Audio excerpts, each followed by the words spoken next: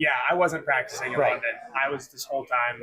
I was working with our training staff and stuff, just doing all that. This is the first time playing football again. So What kind of shape do you feel like you're in from a football standpoint? I'm in. Well, I'm gonna try not to cuss here.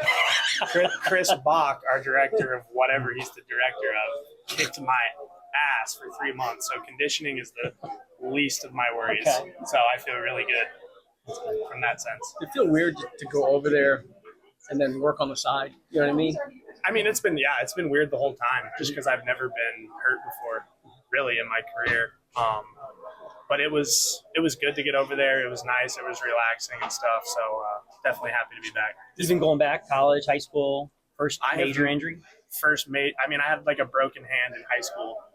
I think I broke my hand once my rookie year too, but I've never missed more than one game at a time. So as bad as you want to be back on the field, is there anything to gain from that kind of perspective, just seeing things happening from the outside a little bit? absolutely, you gain a ton of perspective on just watching the game, how it's played, what it takes to win games and stuff like that. And I was telling everyone when I got hurt, I did a lot of mental work and everything I do in the off season, thinking it was going to prepare me for football, but it actually prepared me for this injury. And I haven't been sulking, I haven't been depressed, wallowing. I've just been attacking the rehab and attacking everything and trying to stay in my playbook and be ready to go. And today felt good. There wasn't a lot of thinking. It was just all the thinking I did for 3 months kind of just manifested itself in action, and it felt good. I know Doug has said before that going to London can kind of galvanize you guys because you're basically around each other for 2 weeks. You feel like that kind of had the same effect again this year? Absolutely. I mean, once meetings are over at 5 o'clock, you got nothing to do but sit in the mailroom with the guys and just talk. And I think that was a really big thing for us. And he even said it this morning. We can't lose that coming back here. We can't just go our separate ways now. And staying together, staying tight is going to be the key going on this run we got here with the next 4 games.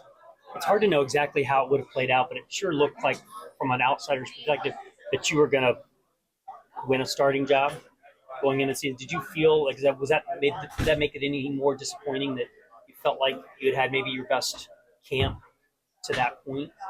It's pure speculation. You never know, but I know from what I could control, I was definitely playing the best football of my life, and it's definitely disappointing because when you come back, you don't know if you're going to be the same or not. So that's just kind of the unknown. But like I said earlier, the mentals are good. I'm still confident in my abilities and stuff. And I'm just going to need reps. I'm just going to need reps to get the playbook back and stuff like that. So not sure if it'll be this week or next week, but in a good spot for sure. And hopefully once I get my chance, I can just go ball out. Do you want to temper expectations? I mean, the fan base loves you anyway, and now you're considered the savior of the defense. Just on some level here, you need to temper expectations. Wasn't always maybe? like that. No. Sorry, what was the question? I don't know. I kind of got just sidetracked. I was like, it's crazy where I've come from, man. To hear you say I'm the savior. Well, the fan base definitely thinks that. I'm sure. I mean, because they love you anyway, right? Yeah. So do you need to temper expectations? I mean, you kind of just did, saying I need some reps. No, put the expectations. We're gonna freaking ball when I'm back out there for sure. But I'm just gonna do what I do. Bring my leadership, bring my energy, bring my want to, my will, my not gonna take no for an answer. Like, they wake up and pray to the same God I pray to type mentality. It's true. That's how you have to approach this thing. So whenever it is, whether it's I can't control results, but I can control running around with my head hair on fire and playing as hard as I can to get dubs. So You have to worry about not being too emotional when that return does come. No doubt. Yeah, because you're kind of no out doubt, there. absolutely. You don't want to lose your head. You want to stay even keel, but motivation is not going to be an issue, and that's why I feel really good.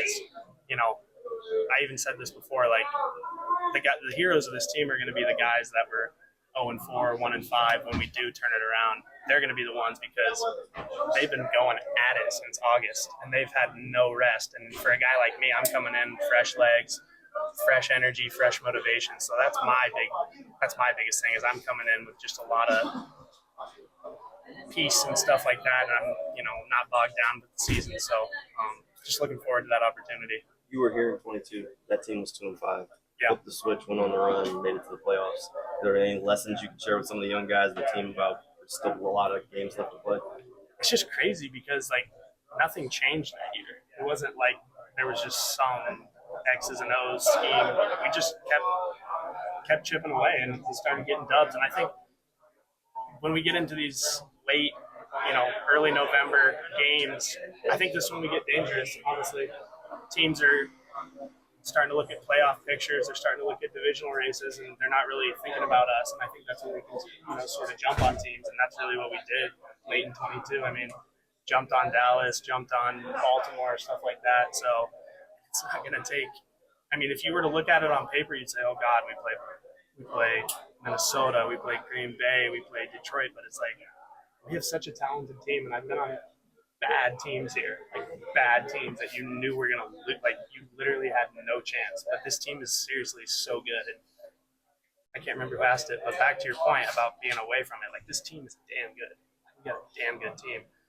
It's just you got to go make plays, and I think we didn't make plays early, but take that variance, the things are gonna flip. And as long as we just stay, 10 toes down and just push all the chips into the middle, we're gonna be fine. What's been your intrinsic motivation throughout these tough times? What really kind of gets you motivated away from the game when you're not expecting to go through something like this? Intrinsic motivation. Love that wording. My motivation is just to have no regrets, to put all my chips in, and whatever happens, happens. So I've definitely been motivated. And being on the sideline when you come back, you can get lazy of not staying in your playbook, not keeping up on your conditioning. So those have been two big things for me, and I just love the ball. I love that feeling, winning games, making plays, flying around. So that's my motivation. Hey, Mia here, and thanks so much for watching 1010XL Jaguars. For even more coverage of the Big Cats, be sure to subscribe to 1010XL Jaguars.